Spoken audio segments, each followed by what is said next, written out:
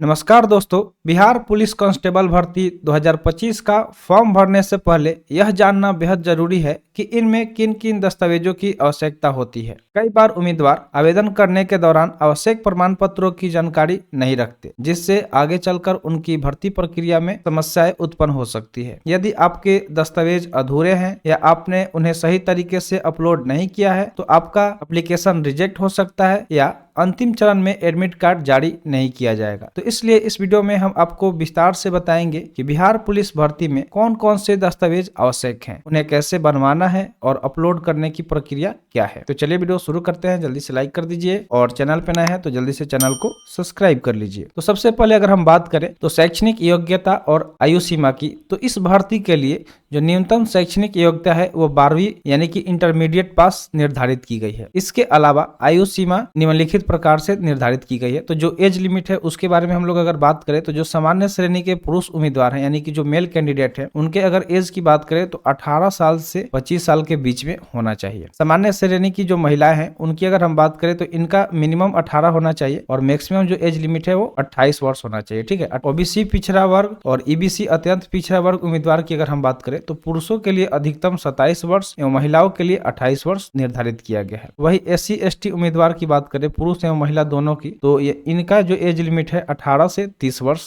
यानी कि 18 से 30 वर्ष के बीच में ये अगर इनका एज है तो अप्लाई कर सकते हैं। चलिए आगे बढ़ते हैं। अब हम बात करेंगे महत्वपूर्ण दस्तावेज यानी कि जो इंपोर्टेंट डॉक्यूमेंट है जिसकी आवश्यकता आवेदन के दौरान होती है, तो उसके बारे में हम लोग जानेंगे।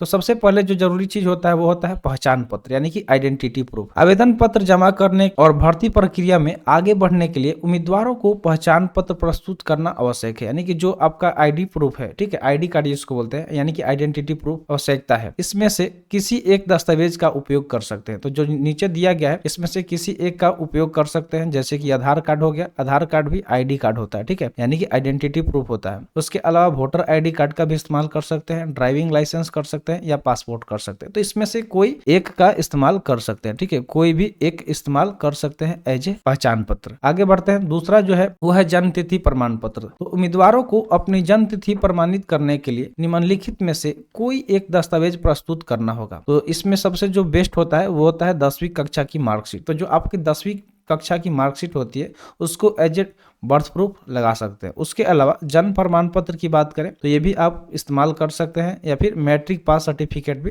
तो सेम चीज हो गया, मैट्रिक और 10वीं ये दोनों सेम हो गया। इसके अलावा बर्थ सर्टिफिकेट का इस्तेमाल कर सकते हैं। थर्ड है शैक्षणिक प्रमाण पत्र।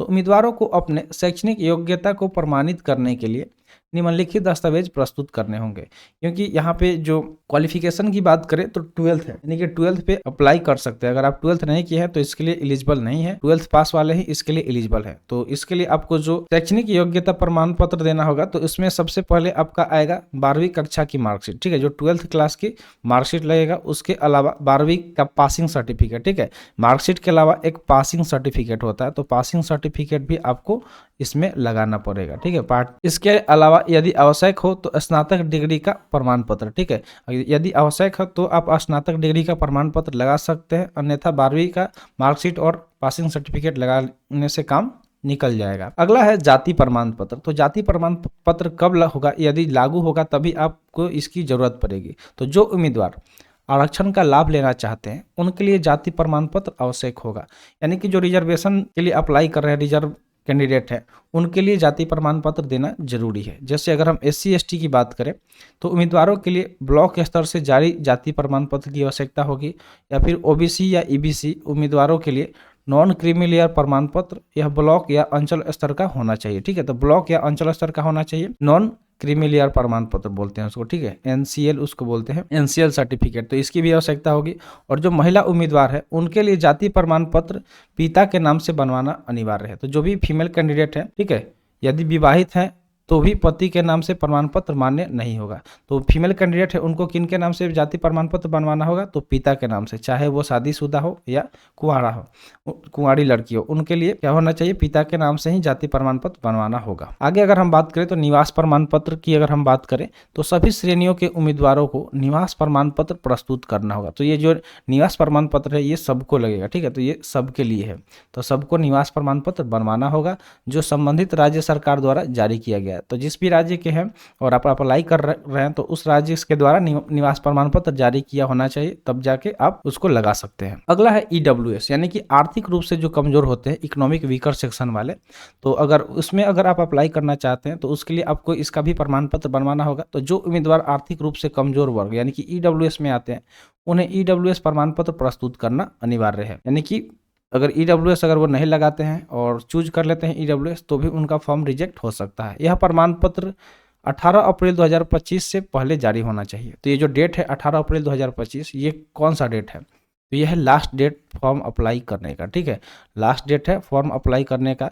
और इससे पहले का आपके पास क्या होना चाहिए? ईडब्ल्यूएस सर्टिफिकेट होना चाहिए। अगर इसके बाद लगाते हैं तो ये अमान्य कर दिया जाएगा, ठीक है। तो इसके पहले का होना चाहिए। उसके अलावा स्वतंत्रता सेनानी कोटा प्रमाण पत्र यदि लागू हो, यानी कि यदि कोई उम्मीदवार स्वतंत्रता सेनानी कोटे के तहत आवेदन कर रहा है तो उसे अपने अभिभावक के स्वतंत्रता सेनानी होने का प्रमाण पत्र जमा करना होगा। तो ये उनके लिए जिनके पेरेंट्स स्वतंत्रता सेनानी थे, तो उनका सर्टिफिकेट लगाना होगा, तब जाके ये मान्य होगा। अगला है ट्रांसजेंडर प्रमाण पत्र। तो ट्रांसजेंडर प्रमाण पत्र उनके लिए होगा कि जो उम्मीदवार ट्रांसजेंडर श्रेणी के अंतर्गत आते हैं। तो ट्रांसजेंडर श्रेणी के अंतर्गत आने वाले आवेदक को ट्रांसजेंडर प्रमाण पत्र भी बनवाना होगा और उन्हें सरकार द्वारा मान्य ट्रांसजेंडर प्रमाण पत्र प्रस्तुत करना होगा। तो गवर्नमेंट के द्वारा जो वेरीफाइड सर्टिफिकेट है वही उनको देना होगा। दस्तावेज बनवाने और उनकी वैधता की शर्तों की बात करें तो किन शर्तों के साथ आपको जो दस्तावेज है उसको बनवाना है ये जान लीजिए। तो जाति प्रमाण पत्र, निवास प्रमाण पत्र और नॉन क्रीमी लेयर प्रमाण पत्र आवेदन की जो अंतिम तिथि है वो 18 अप्रैल 2025 से पहले का होना चाहिए। यानी कि ये जो डेट है 18 अप्रैल 2025, इसके पहले का आपको बनवाना होगा, चाहे वो जाति प्रमाण पत्र हो, निवास प्रमाण पत्र हो या फिर नॉन क्रीमी लेयर प्रमाण पत्र हो। यदि यह तारीख के बाद का हुआ तो आवेदन रद्द किया जा सकता है। तो इसके बाद का आपको नहीं अप्लाई करना है, इसके पहले का होना चाहिए, इसके पहले का बना होना चाहिए, तब जाके आप अप्लाई कर सकते हैं। ईडब्ल्यूएस प्रमाण पत्र 18 अप्रैल 2025 से पहले का बना होना चाहिए। यदि यह वित्तीय वर्ष 2023-24 का होगा तो इसे अमान्य माना जाएगा, ठीक है। तो ये भी याद रखना है कि 2023-24 का नहीं होना चाहिए, ठीक है, 24-25 का होना चाहिए और वो भी 18 अप्रैल से पहले का होना चाहिए, अन्यथा इसको भी रिजेक्ट कर दिया जाएगा, ठीक है।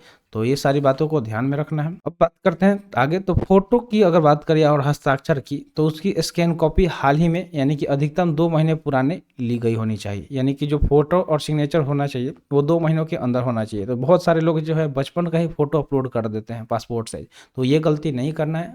या तो 2 महीने के अंदर का फोटो होना चाहिए या फिर जाके आप नया फोटो खिंचवा के उसको बनवा के उसको अपलोड कीजिएगा। फोटो की क्वालिटी स्पष्ट होनी चाहिए। और जो फोटो है खुद से फोन से खींच के भी बहुत सारे लोग अपलोड कर देते हैं, तो वैसे नहीं करना है, आप खुद से बनवा लीजिएगा जाके स्टूडियो से। इससे क्या होगा कि उसकी जो क्वालिटी है वो स्पष्ट होगी, यानी कि सही होगी।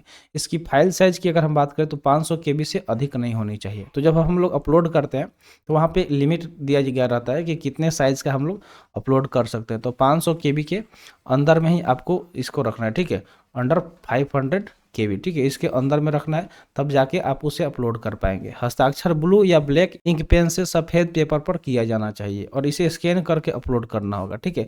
तो क्या करना है कि जो हम लोग सिग्नेचर करते हैं वो किस कलर का होना चाहिए? तो ब्लू या फिर ब्लैक इंक के पेन से ही किया गया होना चाहिए। और बहुत सारे लोग हैं जो ये लाइन वाला पेज होता है इस पे वो लोग सिग्नेचर करके और डाल देते हैं, तो ऐसे नहीं करना है। जो पूरा ब्लैंक होता है, ठीक है, A4 पेपर जो होता है उस पर करिएगा। उस पर अगर आप सिग्नेचर करेंगे तो उसको स्कैन करना है, ठीक है। उसके बाद उसको क्या करना है? स्कैन करके अपलोड करना है। अगर इस तरह आप अपलोड करेंगे तो भी वहाँ पे रिजेक्शन का चांस हो सकता है, ठीक है। तो इससे आपको बचना है, रिजेक्ट नहीं करवाना है आपको फॉर्म, क्योंकि इसमें पैसे भी लगते हैं।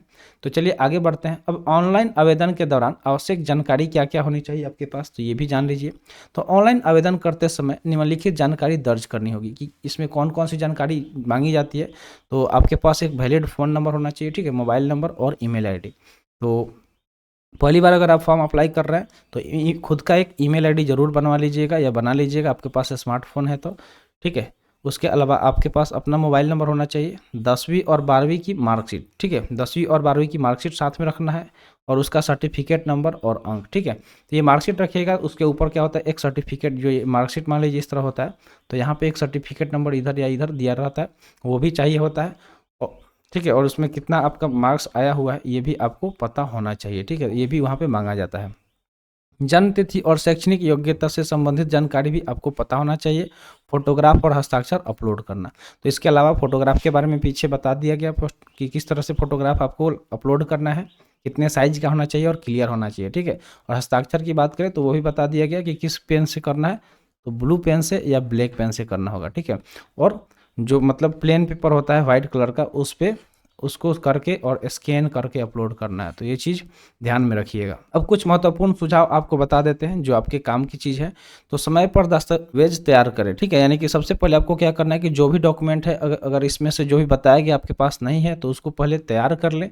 आवेदन की अंतिम तिथि के करीब जाकर प्रमाण पत्र बनवाने में परेशानी हो सकती है, इसलिए इन्हें पहले से तैयार कर लें। तो यानी कि जो आपका लास्ट डेट है एप्लीकेशन डालने का, ठीक है, अप्लाई करने का, उससे पहले बहुत जितना पहले हो सके कोशिश कर लें उनको बनवा लें, जो भी डॉक्यूमेंट आपके पास कम है, क्योंकि लास्ट में जाइएगा तो आपको बहुत ज़्यादा परेशानी होगी। EWS की अगर हम बात कर लें, ठीक है, या फिर NCL प्रमाण पत्र, यानी कि वही नॉन क्रीमिलियर हो गया, वो ध्यान से बनवाएं, ठीक है। यह सुनिश्चित करें कि यह प्रमाण पत्र निर्धारित तारीख से पहले की हो। तो इस तरीके से बनवाएं कि जो आपका डेट दिया गया है, लास्ट डेट की कौन सा है, 18 अप्रैल, ठीक है, 2025, तो इसके पहले का होना चाहिए, ठीक है, इसके पहले का होना चाहिए। तो इस ध्यान में रख के इसको बनवाना है। फोटो और हस्ताक्षर स्पष्ट रखें, यानी कि जो भी आप फोटो और सिग्नेचर अपलोड करते हैं वो सही से होना चाहिए, क्लियर होना चाहिए।